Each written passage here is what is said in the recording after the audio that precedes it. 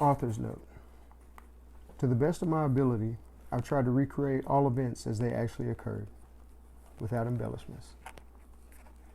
The conversations aren't word-for-word transcripts, but they do capture the essence and meaning of what was said, if perhaps not always the exact words used to say it. This memoir is the fulfillment of a promise I made to my sweet Michelle in her last days on earth in the flesh, to share her and to share what she taught me with the world.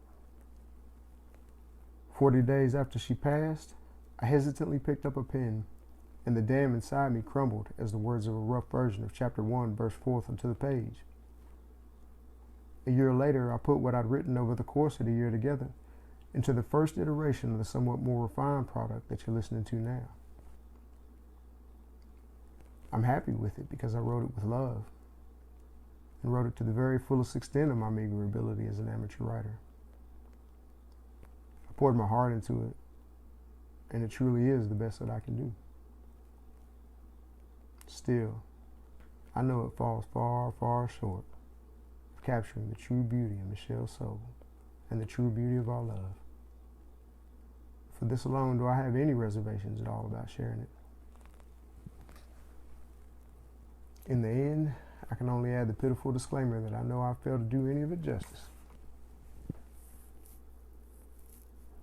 and recognize that such are the risks one must accept when attempting the impossible. There are 48 chapters, one for each year that the world was blessed with Michelle, and each one of them represents an important event in our lives. I limited each chapter, with the exception of chapter 48, to what I could fit on a single sheet of notebook paper. Front, back, and even margins and header if necessary. I made it to chapter 24 with no outline and only passion, love, and a scribbled, unorganized page of notes to go off of, only to become hopelessly paralyzed with writer's block, as I realized I wasn't sure of the timeline of the events in the second half of the story.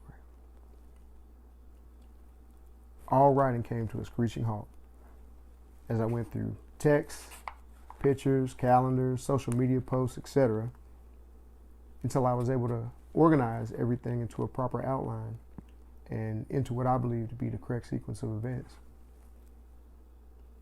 Thankfully, I took the time to do so, as it not only better preserved the integrity of the story, which was of critical importance to me, but it also kept it cohesive and ensured its natural flow, as one event often led into and influenced the next.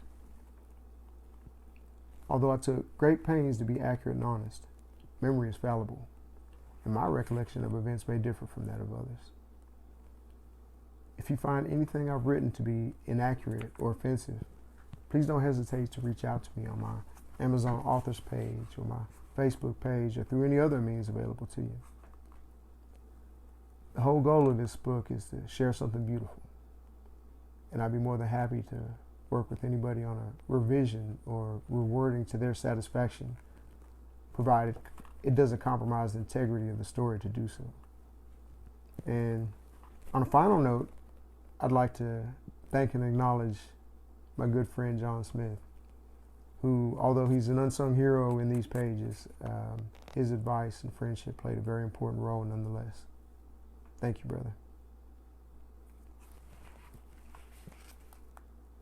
To my wife, Michelle, I am complete having loved you.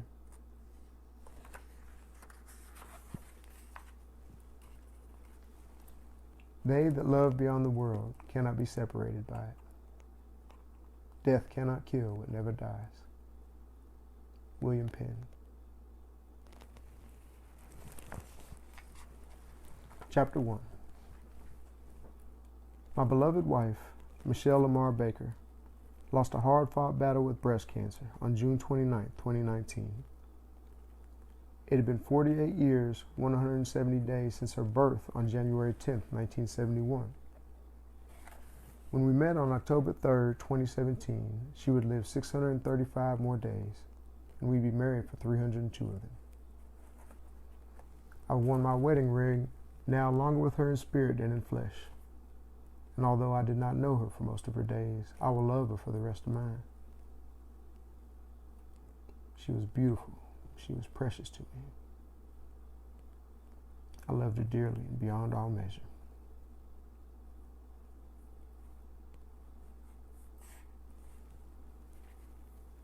This book is the story of those 635 days. And as you probably guessed by now, it's a love story. But what you probably didn't guess right is the ending. You probably heard cancer and died and assumed it was going to be sad. I can understand why you might think that, but I'm sorry to disappoint you. If tragedy is your favorite genre, then this book probably isn't for you. But if you like stories with happy endings, then keep reading. Keep listening. This story has one.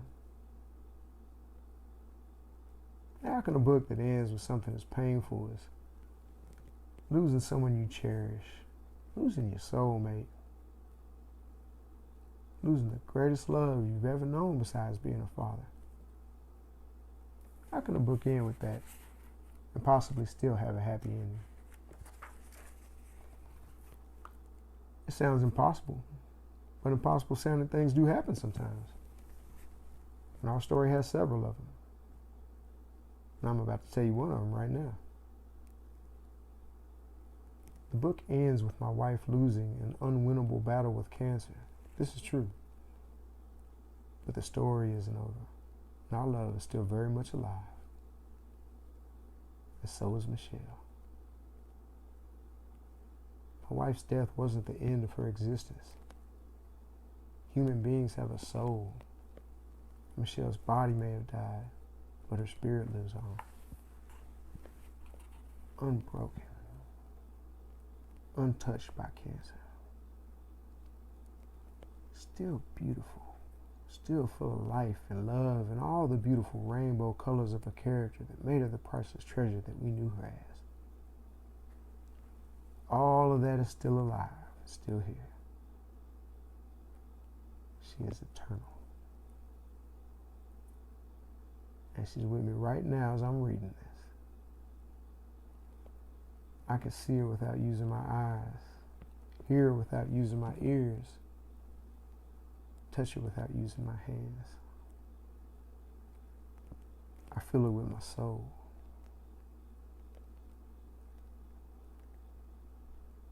And with that divine spark of light that God gave me from a piece of himself, I speak to her and tell her, I will love you forever. Using every single fiber and thread and stitch of my being. And she hears me. She draws closer to me.